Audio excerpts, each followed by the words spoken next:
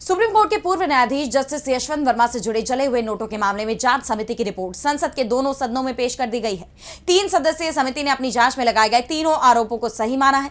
Report में नकदी के स्रोत, सबूतों के संरक्षण और जस्टिस वर्मा के स्पष्टीकरण को लेकर गंभीर सवाल उठाए गए हैं। देखिए ये रिपोर्ट। सुप्रीम कोर्ट के पूर्व जस्टिस यशवंत वर्मा के घर से मिले जले हुए नोटों का मामला एक बार फिर सुर्खियों में है।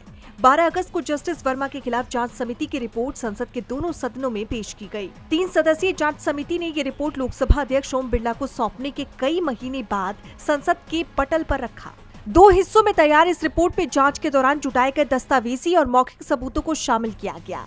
सबसे अहम बात यह है कि समिति ने जस्टिस वर्मा पर लगाए गए तीनों आरोपों को सही माना।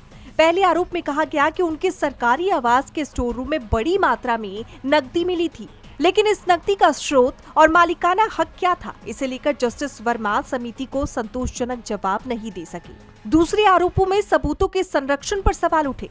समिति के मुताबिक कानूनी सीलिंग और जांच से पहले स्टोर रूम की स्थिति बदल गई थी और कुछ नोटों के गायब होने का भी स्पष्ट जवाब नहीं मिला। हालांकि रिपोर्ट में ये भी कहा गया कि नोट जस्टिस वर्मा ने खुद हटाए थे।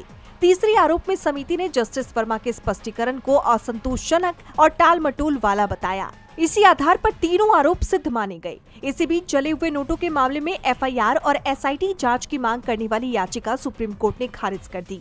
यानी अब जांच रिपोर्ट संसद में आने के बाद ये मामला एक बार फिर चर्चा का विषय बन गया है। डीबी लाइव की रिपोर्ट।